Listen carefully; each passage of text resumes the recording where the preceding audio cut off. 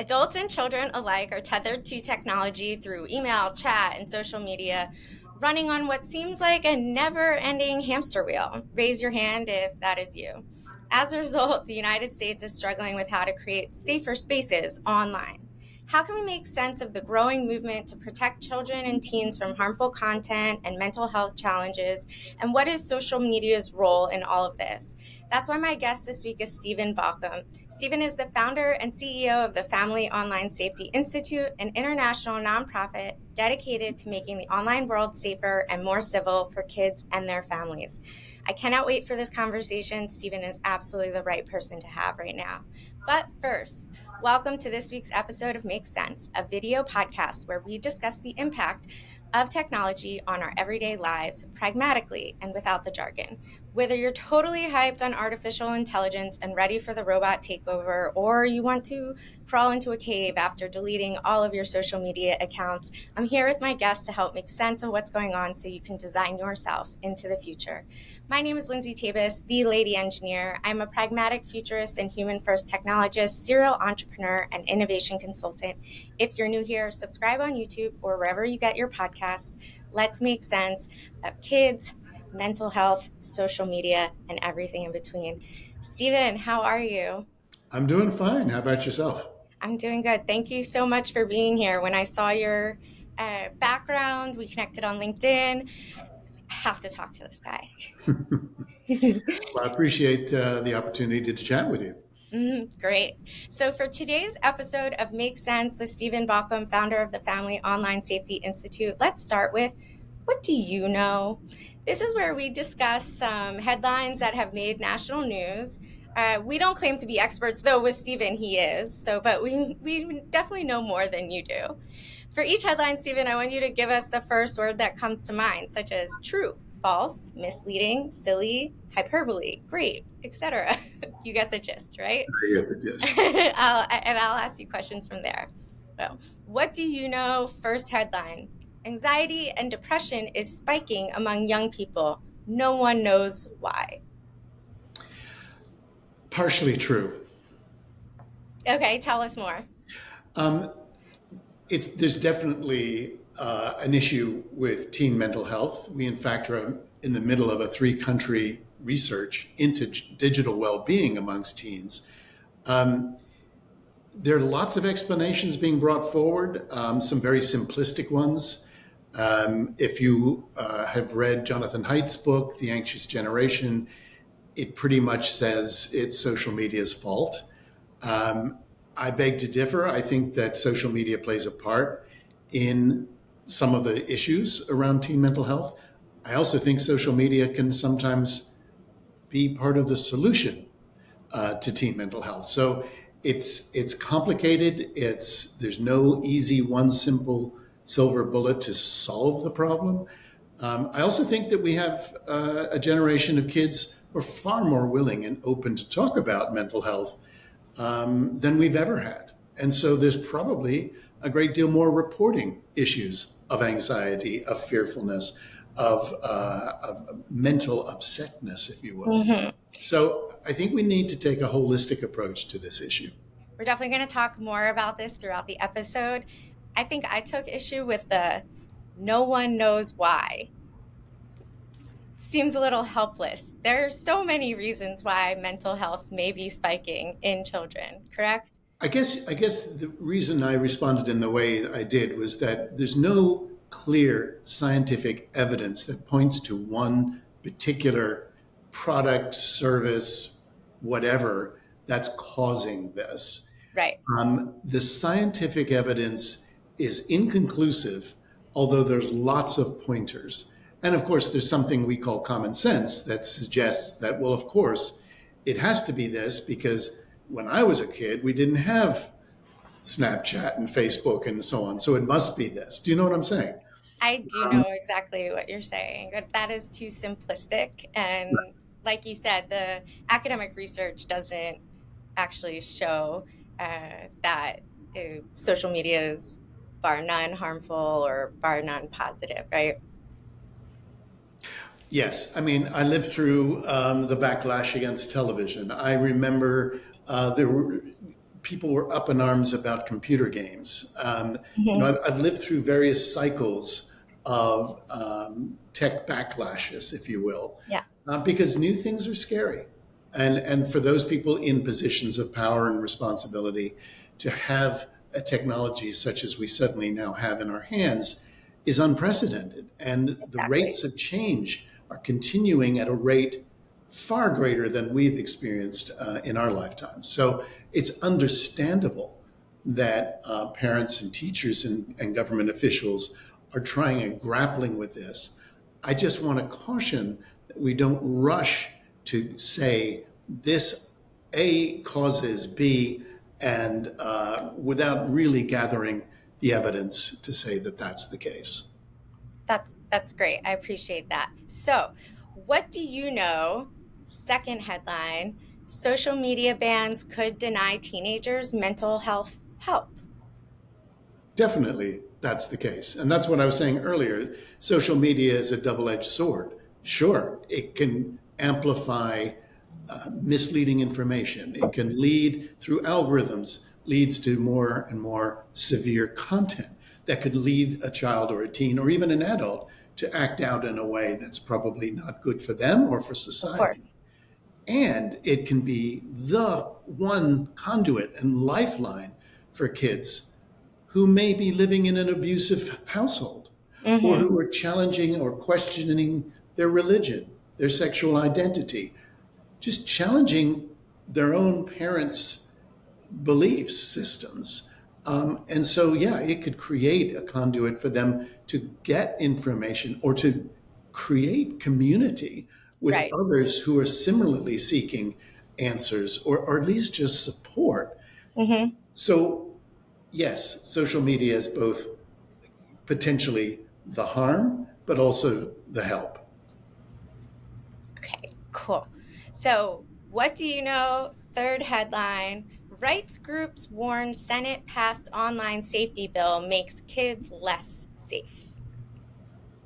So I think that's in reference to the Kids Online Safety Act, which was passed through the Senate but is still waiting for the House to pick up. And again, this is one of these where we have a lot of sympathy for what the crafters of this bill and the supporters of this bill are trying to do. It still, though, has unintended consequences, unfortunately, within it. Um, there are, first and foremost, there are ways in which, as you try to make kids safer online, you perhaps have to ask for much more in the way of their own personal identifiable information, which then makes them less private. But Right. if you go for the privacy and make every individual almost virtually anonymous, then it's harder to create safety measures for them. So Right. we have this dichotomy between privacy and safety. And then going in the opposite direction is this notion of free expression. Right. And what rights do kids have to free expression? Not just to, by the way, not just to express themselves, but also to connect with others, to gather in spaces. Now, in Europe, for instance, kids' rights, minors' rights, is very well enshrined in law and and just it's there in society. Society just accepts that as a kid grows and as they get closer and closer to age 18 or whatever, they get more and more rights of Mm-hmm. privacy, of expression, etc. Interesting. In this country, we tend to emphasize parental rights. And in some states, Utah's a good example, they're even enshrining parental rights into law so as to, that parents have the rights to determine whether their kids can access social media or they can express themselves and so on. So we would like to see more of a balance between parental rights and children's rights in this country, at least. Hmm. That's really interesting. And we are going to talk about that. So, more on that later. Our second segment on this episode of Make Sense with Stephen Balcom, founder of the Family Online Safety Institute, is reputation repair, text redemption. So there are some incredible innovations and groups that can reshape our world and solve pressing issues. And we think you should know about them. So, today we're continuing the conversation on children's mental health issues. So, 1 in 4 American children is estimated to have a mental health issue. Open any media site, you're bound to think it's social media's fault. Stephen, how do you perceive the current state of children's mental health? Well, okay, that's two very large topics. Teens' mental health and social media and what it's doing or not doing in regards to that. Right. Let's start with social media. I mean, I think, and social media, by the way, is very hard to pin down. Yeah, Yes, what is social media of these course, days? it's Facebook, Snapchat, Instagram, TikTok, and so on. But is it the comment section in YouTube, for instance? Interesting. Is it what goes on in multiplayer games Mm. and the back and forth that? Do you know what I'm saying? It's a Right. So we need to get clear on what we're talking about when we say social media. Is it just all social interactions online, or is it just these specific sites? I would say the former. In other words, it's anywhere where you can have social interactions with others, Hmm. and oftentimes people that you don't know, more Right. often than not. Um, so the internet and social media sites were not designed with kids in mind. No, they were not. Certainly not the early versions of the World Wide Web. I And don't know if they were even involved with real people in mind.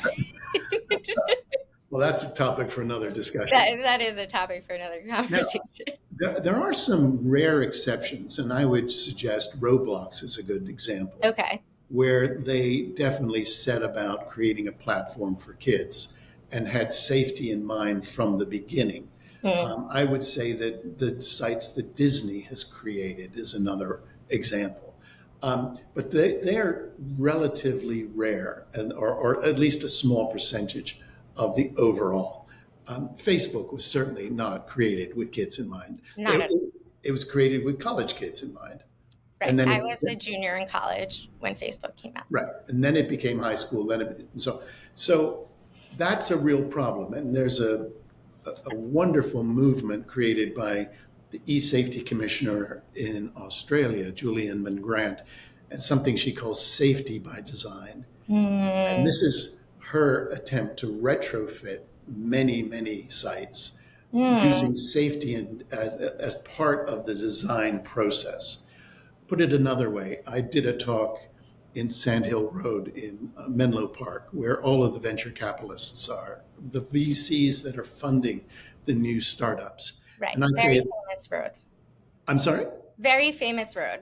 Very Sand Hill famous Road. road. Yes. And yeah, I was at Andreessen Horowitz and I was asked to give a seminar. And it was around the notion that, yes, you've got this gifted CEO, you've got this fabulous CTO, but who's your chief online safety officer? Mm. Who's going to build the product from the floor up so that you don't end up on the front page of the New York Times for all the wrong reasons? So we don't have tenants like that, do we? Like I come from the design world. The first 10 years of my career, I'm now in the finishing up the second. I wore every hat between what customers say and what engineers build. There are plenty of tenants and heuristics around general usability. Are there tenants and heuristics and best practices for safety first design? Well, well, first of all, you have to start with the laws of the land. And we Mm. have in this country the Child Online Privacy Protection Act, which basically says that you have to get parental permission to market or in any way engage with anyone under the age of 13. Right. So a lot of the social media sites say, okay, well, then we'll just make it for 13 plus. And we'll put an age gate there. The age gate is something where you put your own birth date in, which of Easy to course, bypass. totally. But it's a cover your ass mechanism.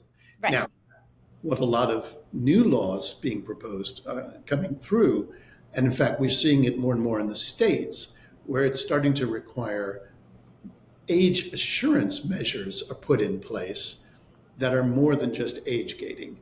And that might require government ID or parental, actual parents giving their consent in a way that proves that they're the parent of this child.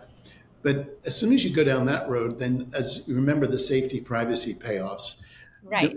the more you're having to upload personally identifiable information into databases owned by private companies that may or may not have robust security measures. Most And when likely not. when our own government is hacked and, you know, fun details are taken of government employees, you kind of think, well, is anything safe? Yeah, we talk about cybersecurity. We talked about cybersecurity just a few months back.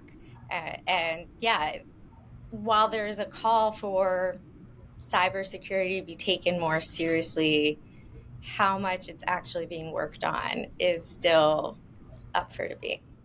Right.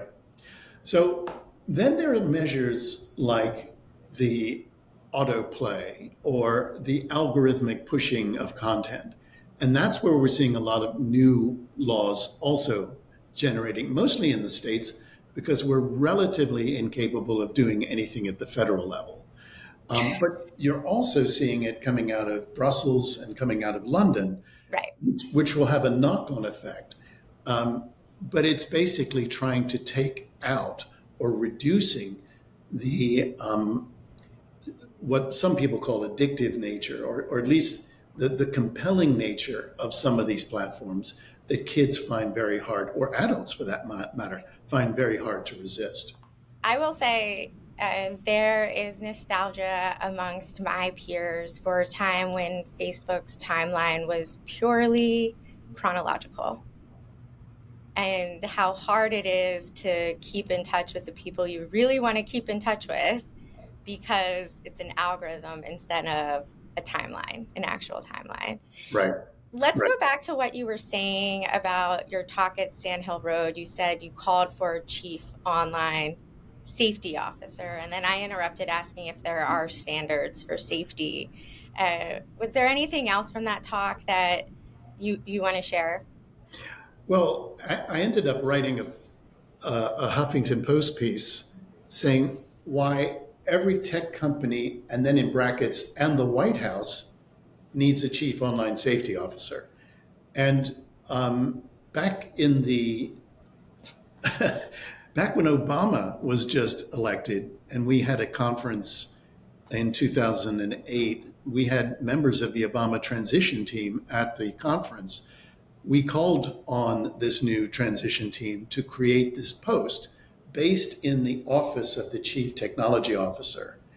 And here we are in 2024, about to make the same request of the new transition team, whoever they may be. But we think we're getting closer because we're seeing, first of all, far greater attention to online safety. Certainly, Biden has been very focused on this in terms of his State of the Union addresses. We also just saw the White House task force on online safety that just came out. And so new and focused energy on this topic, I think, might finally bear fruit. Because the problem is, when we try to talk to the administration, who are we going to talk to? Mm-hmm. Commerce? We're going to talk to the Justice Department. We're going to talk to education. We're going to talk to State Department, talk to NTIA, FTC, FC. I mean, Yeah. there's no focal point for the administration, and we think that's wrong. And we see, like I just mentioned, Julian Mangrant in Australia. There's Jill Whitehead at Ofcom in the UK, Niamh Hodnett in Ireland. There are people, if you want to call up Ireland about online safety, there's a phone number. If That's you want very to, interesting. right, Yeah. but we don't have that here, Huh. which you would think, given the country that has innovated more than anyone else, that would be the case, but no. We're going to talk about this in the third segment, but there's a lot of resistance coming out of Silicon Valley, and I put in quotes because it's also just the broader technology industry, just around regulation in general. So I can see why there hasn't been a safety online safety office. But given when we were talking about cyber security, there is a national cyber director. There should be a national online safety director. So let me ask you, when it comes to tying social media to children's mental health, what is the Family Online Safety Institute's take on the conversation? That it's complicated, that it's real, and it needs to be addressed across a whole spectrum of issues, from, as I mentioned before, the design of the platforms themselves, Mm-hmm. but also getting the law of the country right, and getting that balance between privacy and safety, not forgetting free speech, um, getting getting more in the way of digital literacy education out there. Mm-hmm. Canada is a great example of a country that decided 15 years ago that Wow. media literacy was of such importance, they would put it into the national curriculum for the country. We're not very good as a country looking at others for examples of best practice. I mean, we just we just think we have all the answers. It would seem like, but I think we would do well to emulate what the Canadians have done, what Scandinavian countries have done to teach media literacy from an early age all the way through. In other words, give kids and teens and young people the skills and the abilities to discern what they're consuming and where it's coming from, but also how to then upload good stuff rather than adding to the pollution that's online. Let's talk about that. In a prior episode, we my guest and I, Jessica Shelley, she's an ed tech founder and mom, and we talked about how parents these days have gotten very restrictive with their kids in the physical world, Hmm. not really playing outside unless they have someone watching them, traveling too far from home alone, etc. But there aren't doesn't seem to be as many rules and restrictions online. Um, Hmm. and then similarly, we teach kids how to look both ways when they cross the street. We teach them how to put a napkin on their lap, chew with their mouth closed, but we don't have some social media etiquette or digital literacy book for parents to teach their kids how to be online, how to identify what doesn't feel good, how to figure out how to respond or act. So, Hmm. could you give us some examples of what Canada has in there or what you think should be in there? Because parents listening to this would love to understand things that they might be able to take away and implement themselves right now. Right. Well, let me address something at the beginning of what you were just saying. And there's a wonderful book called Last Child in the Woods that I would highly recommend to your listeners. Mm-hmm. And I can't remember the author's name right now, but he was a social anthropologist, I believe, and he tracked the distance away from home that kids were allowed to go from the 1950s up to the 1990s. Wow. And what happened was he saw a 6/7 reduction. In other words, when I grew up, I could go as far away as my bike would take me so that I could be back home by 6 o'clock for dinner. That's it. Mm-hmm. Yeah. That was the only restriction.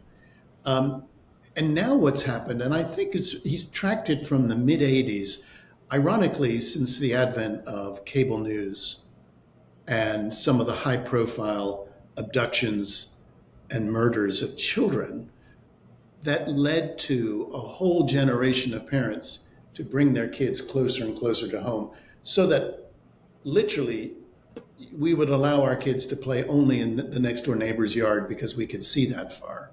Hmm. And then ultimately we brought them all the way home. And so what are kids going to do? They can't congregate outside. They're going to congregate online. Right. And it happened to be and coincide with the growth of the World Wide Web. And not surprisingly, kids would hang out with other kids. That's what kids do.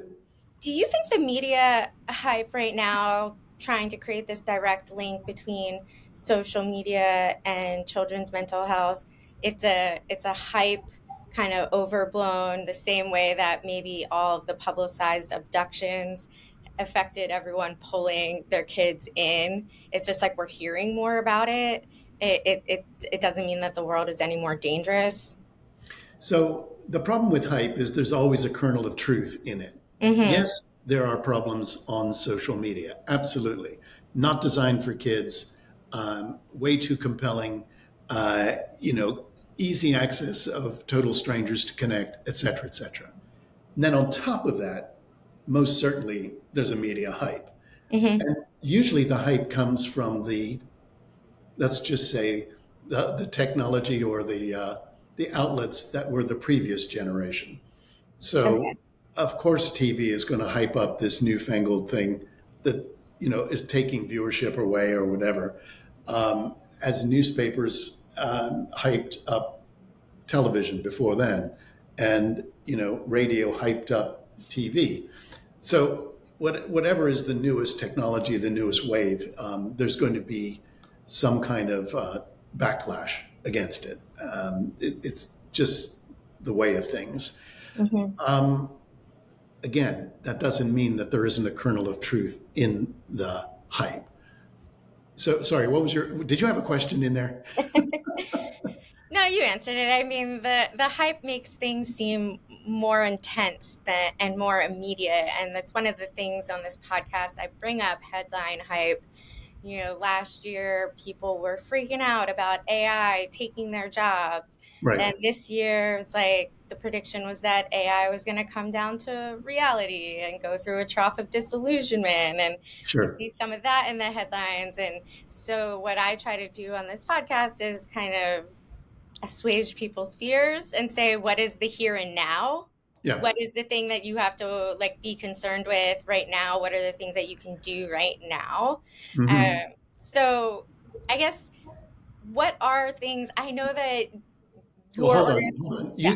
You just used the F word, and I want to follow up on that. So we Ooh, don't use fear-based language. got it. When you use fear, it really activates the limbic system and the primitive brain, and it switches off the frontal cortex, Right. which The is part where of your brain for logic and thinking and media literacy and resides in here. So we don't use fear. Now, fear is very good for selling stuff, for raising money, for getting clicks, but it's something we avoid. We're radical moderates when it comes to the language that we use. So is that the first takeaway with media literacy, is that if a headline makes you feel fearful, that you should question it? Totally. Cool. There's a There's wonderful one takeaway. psychologist who works with kids and parents, and he said, if you lose it, they won't get it. Okay. And that, Say more. that the book we mentioned earlier, The Anxious Generation, um, I actually think that we are the anxious generation. Mm-hmm. We, the elders here, Mm-hmm. we're allowing our fears of this newfangled technology to get in the way of reason and judgment and a more balanced, holistic approach. Right. So I know your team puts out a lot of content. There was a series I saw with a mom and her son that Hmm. you guys are doing. Can you talk about some of the resources that you offer to help families build digital literacy, social media etiquette, have conversations about online safety? Sure. So we have a project called Good Digital Parenting, and we say that the mission of Good Digital Parenting is to empower parents to confidently navigate the web with their kids. Notice the terminology on this. Empowerment, first of all, we're big believers empowering parents and kids for that matter, but to confidently navigate, in other words, not in fear, not in trepidation, um, and and to do it with their kids. And that sometimes involves asking your kid to show you how Snapchat works, or can you explain this this crazy new game to me so that I can eventually play with you, or I could then at least understand the rules, so I can engage with you. Because kids love to talk about their digital stuff. When I go and work in schools, they can't stop talking about it. And they're just also amazed that a grown up even knows the names of some of their games and is willing to not just shut it down, but to allow them to express themselves about it. So, with good digital parenting, we have something called the 7 steps to good Mm, digital parenting. And that is something you can put on your fridge to remind you on a daily basis to talk with your kids, set parental controls. Oh, and be a good digital role model yourself. ding, ding, ding, ding. Right? So when I talk to the kids, their number one complaint, I can't get my parents' attention. I went to cuddle with mom on the couch, but she was on Facebook. Mm-hmm. Dad's always just checking his email. Mm-hmm. So, for God's sake, folks, let's put our own devices down, Right. give our kids our, FaceTime, that good old fashioned FaceTime, and and engage them in a way and show them that you can put your stuff down. Now, that's not to say, you're in the kitchen and you're cooking some new recipe and you're looking at, but you can say to your kids, I'm just looking up the recipe on how to cook this. And afterwards, I'm just checking what time gym class is and what the traffic is. Verbalize, so you're not just staring at something in silence all the time. Right. The staring in silence leaves the other party uh, wondering what's going on, and we naturally fill in the gaps with anxieties and fears and criticisms and judgments. They're looking at their phone because they don't find me interesting or they don't want to pay attention. There's something better there.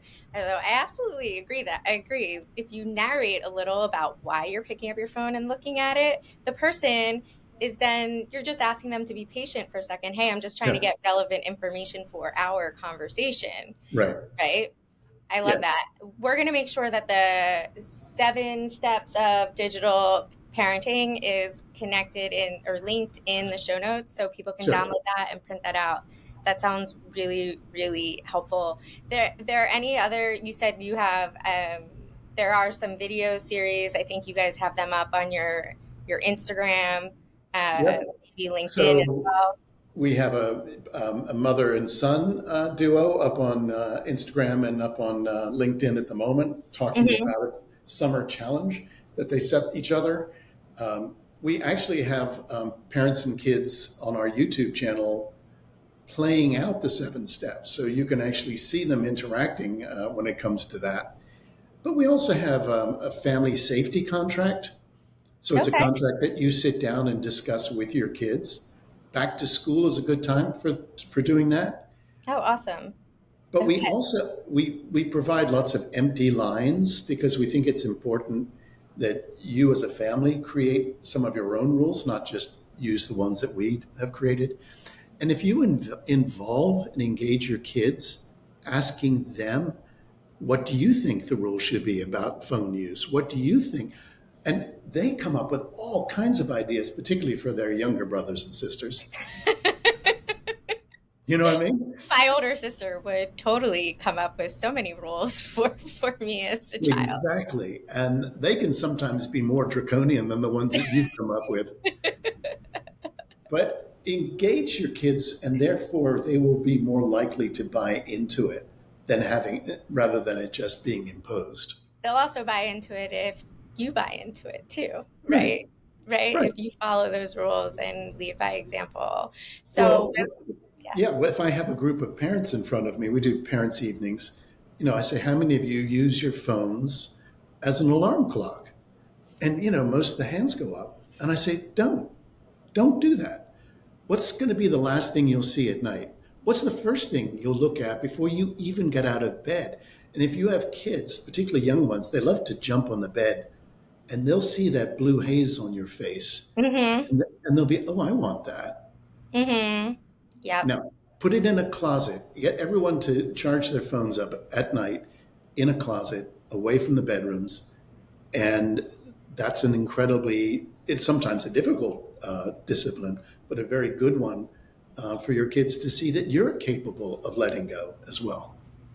I'm so glad you brought that up because it's been something I used to do. I used to have a regular digital clock uh, since like 2014. I lost it somewhere. I returned to using my phone, and I've been thinking about how I need to make the swap again Hmm. because the phone should not be the first thing we look at every morning. 30, No. 45 minutes go by, and I'm still laying in my bed looking at something that has no consequence for my day, right? I Yes. know that's Yes. relatable. Uh, Okay. so while the US government figures out an update to COPPA and a new set of rules for online safety, there's plenty of things that each parent can do individually to work out some social media etiquette and digital literacy with their own children. Thank you so much. So, on our final segment on this episode of Make Sense with Stephen Balcom, founder of the Family Online Safety Institute, is no scrubs, just solutions. So, in this segment, we dive into strategies and techniques to elevate the way we innovate, leaving mediocrity behind. So, Stephen, you've demonstrated a dedication to bringing order, standards, structure to the digital world, whether it's through the Family Online Safety Institute or you are the founder and CEO of Internet Content Rating Association, you're executive director of Recreational Software Advisory Council. So I'm curious, can you share with us what it is you feel strongly about when it comes to the digital world? Like, what is the raison d'etre and that motivates and drives you to have this, CV and kind of continuity of passion in a way? Hmm. Wow, that's a great question. I mean, first of all, I've spent most of my career in the nonprofit sector. I just think that you can get some extraordinary things done and have an impact far greater than the small footprint that you might actually have. And particularly with the web, because it makes you appear to be as large as IBM. Mm-hmm. You have a website, IBM has a website. You can go global just like them, even though there may be only 8 or 9 people in your organization. I think the other thing is I really love technology. I love what it can do and how it can enhance our lives and make society better. But every time you get into a new technology, and by the way, I ran a community transport operation years and years ago.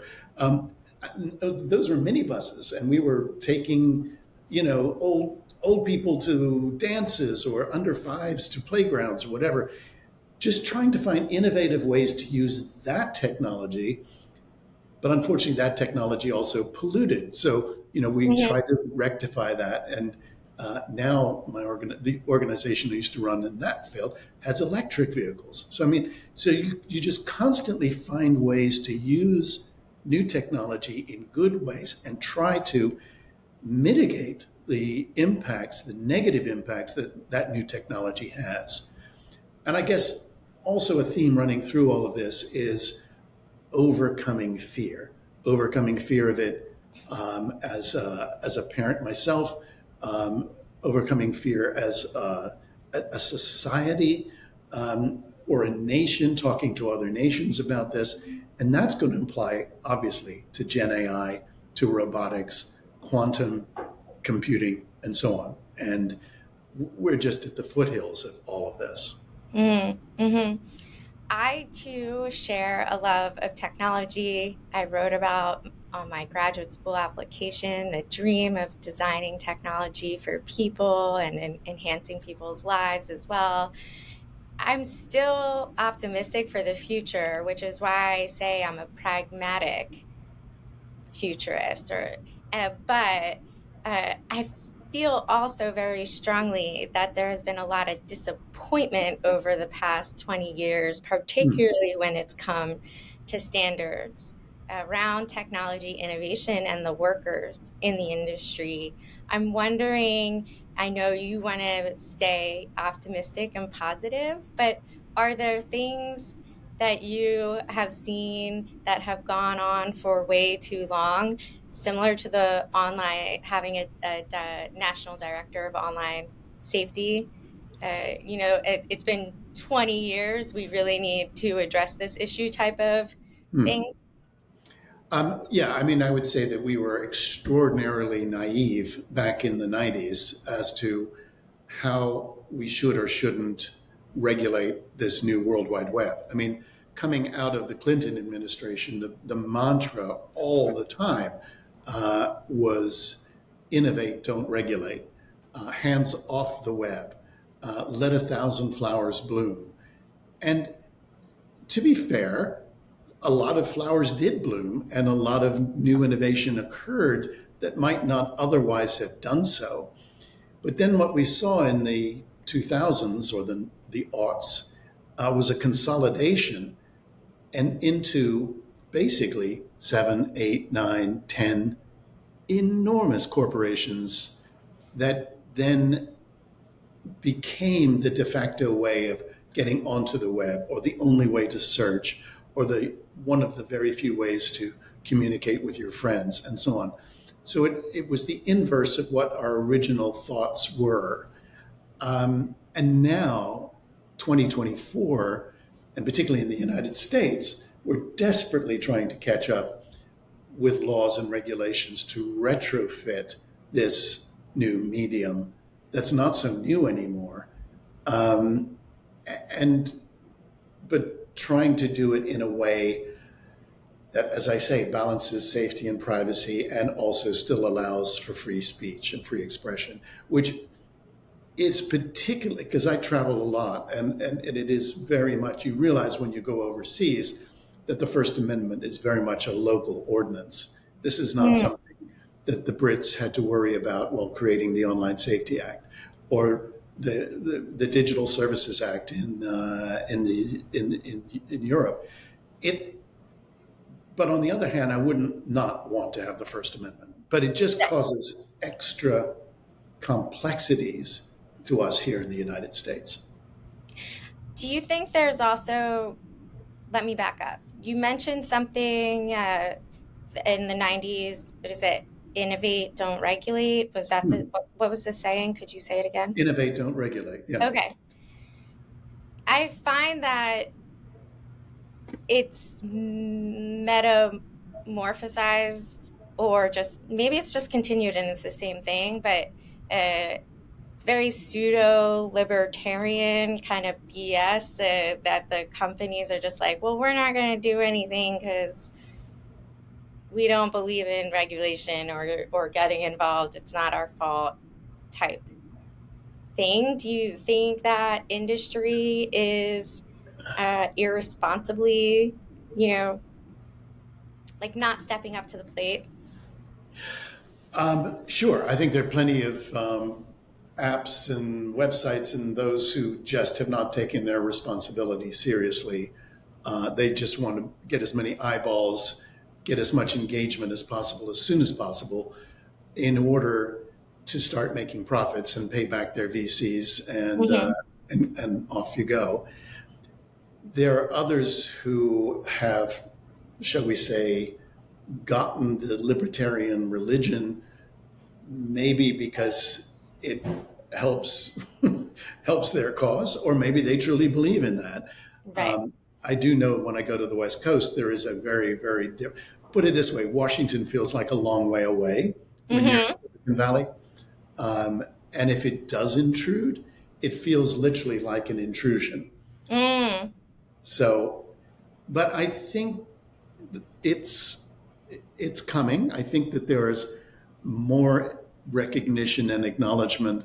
I mean, virtually all of the Silicon Valley companies have an office here in DC and are, and Brussels for that matter, and are very, very attuned to either what the current law says or where proposed legislation might take them. Mm. And some are even getting out ahead of legislation, which is a encouraging sign. Are there any other challenges?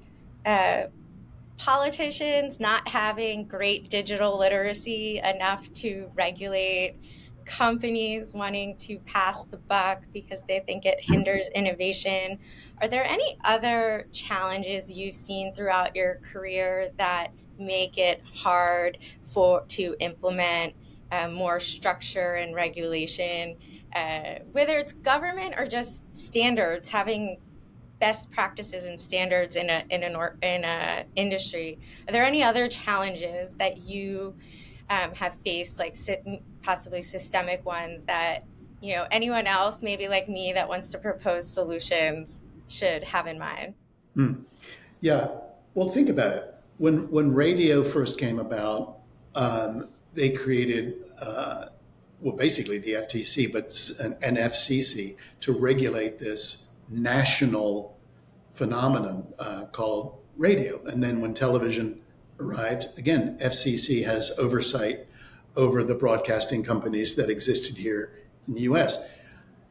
The thing with the World Wide Web and the internet and where we've gone is it's global in nature. And nobody really saw that coming. So it meant that, yeah, you could create national rules, but then it wouldn't apply necessarily to a French or a Ghanaian website. Mm-hmm. Or put it this way, that bad actors could operate and still access both customers and users and consumers in your country in a way that was not possible with regulated radio, regulated television, or even regulated films for that matter. Mm-hmm. So I think that was the game changer that that plus its instantaneous nature and its two-way. The channel is two-way. It's not one way. Mm-hmm. Again, radio is coming at you, television is coming at you, movies are coming at you, but the web is coming at you and you're coming at it. Right. Interesting. And we never saw that before. One of the things that I latch on to, especially what you mentioned, cybersecurity threats, our own government, got hacked and all of our data and social security numbers are out there. One of the things I brought up on this podcast several times, it's something I've been passionate for quite a while, is that um, in the technology industry, we conflate software developers with software engineers. And in other engineering disciplines, there are very strict definitions. There are professional licenses, there are continuing education credits that you need to maintain. Engineers, like a civil engineer, we know what happens to a bridge if we don't have engineers involved. It breaks and people die. Mm. In cybersecurity, we don't see that actually, something like 15 to 20% of cybersecurity or identity theft victims consider killing themselves over the issue. We don't see that, so then we don't require software developers working on cybersecurity to have engineering licenses the way other engineering disciplines have. And that's one issue where I see regulations and standards could potentially up level the quality of our work. I know the challenge is that, like, we already have a dearth of good software developers. If we now require all of our financial institutions, our national security infrastructure, and all cybersecurity to be staffed by only engineers, it's going to make it worse before it gets better. Hmm. Yeah, that sounds like a work of a generation to get that whole swath of folks working in the space you just described accredited, updated with the latest best practices and so on. But hey, that sounds like an association waiting to be created. And that's why I wanted to invite you on, and we have this third segment so I could learn from the, challenges and opportunities that you have experienced in, a very interesting career of yours. So let's make sense of all of our online safety. There's a lot that we can all do today to help ourselves model good behavior for our children. And let's pay attention to the regulation because it's not as simple, not as clear cut, and there are always going to be parts that lose and parts that gain. Do you have any parting words for everyone? Yeah, I would say don't lose hope. If any of your listeners were watching the convention last night, there was an awful lot of emphasis on hope, which is, I think, a great rallying cry for us all. There's To reason to remain. still be optimistic about the future, and there are technology and innovation and people out there that are trying to right the wrongs. Yeah, absolutely. So they're, band together with other good people, good parents, good educators, good politicians who are trying to get the best out of this technology. And remember that, again, we're at the foothills and there are many more waves of this to come. But if we stay hopeful and optimistic and clear eyed, then I think we can deal with any challenge that comes our way. Yeah, that's a great way to end this episode. Thank you for listening to Make Sense with me, your host, Lindsay Tabus, and my guest, Stephen Balcom. We hope you enjoyed our take on social media and online safety. Stephen, where can people find you online? Do you want them to find you? Sure. First of all, the website is fosi.org, fosi.org. It stands for the Family Online Safety Institute. And of course, you can find me on LinkedIn as well. Awesome. You are a top voice just like I am. So that's a nice credit to have on LinkedIn. As always, you can check out all the links and resources in the show notes. We will have all the links so you guys can download different assets from Stephen's organization and put them up on your refrigerator for you and your kids. Final note, if you want to continue to be the smartest person in the room, make sure you're getting notified when each episode hits. On YouTube, hit subscribe, and audio only follow wherever you get your podcast. Thank you, Stephen, for joining me. Well, thanks so much. It was a great conversation.